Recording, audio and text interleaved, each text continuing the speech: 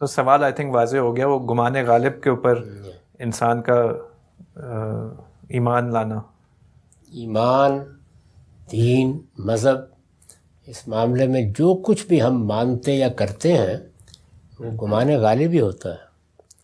اس لیے کہ جب تک کوئی چیز براہ راست مشاہدے میں نہ آ جائے، انسان اپنی فطرت کے لحاظ سے اس کو یقینی کا درجہ نہیں دے سکتا.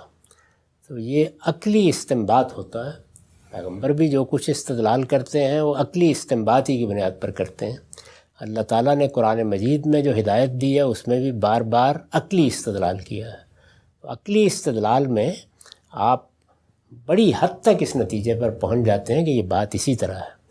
لیکن وہ یقین حاصل ہو جائے کہ جیسے میں اس کرسی کو یا میز کو دیکھ رہا ہوں، یہ نہ اللہ کا مطالبہ ہے اور نہ یہ کسی انسان کے بس کی چیز ہے.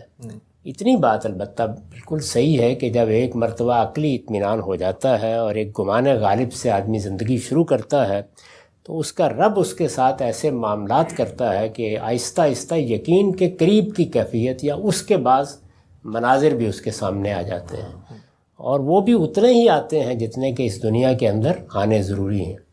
تو بس یہ سمجھ لینا چاہیے گمان غالب کوئی معمولی چیز نہیں ہے. گمان غالبی کی بنیاد پر ہم تمام علوم کو حاصل کرتے ہیں. گمان غالبی کی بنیاد کے اوپر ہم ڈاکٹروں کی طرف رجوع کرتے ہیں. گمان غالبی کی بنیاد پر ہم اپنے آپریشن کرا ڈالتے ہیں. ان میں سے کوئی چیز بھی یقینی نہیں ہوتی. بالکل. تو اس لیے گمان غالبی پر دنیا چل رہی ہے. تو اللہ نے بھی اس سے زیادہ مطالبہ نہیں کیا، اس لیے کہ اللہ تعالیٰ نے قرآن میں اپنی یہ سنت بیان کی ہے کہ میں کوئی ایسا مطالبہ نہیں کرتا کہ جو انسان کی حد وسع سے بڑھ کے ہو. انسان کے لیے عقلی معاملات میں یہی حد وسع ہے کہ وہ گمان غالب اختیار کرے. چنانچہ دیکھیے بڑے مدح کے موقع پر کہا ہے الذین یظنون ان ملاقو ربہم، یعنی انہیں اس کا گمان غالب ہے کہ وہ ایک دن اپنے رب سے ملاقات کریں. ٹھیک ہے سر، بہت شکریہ.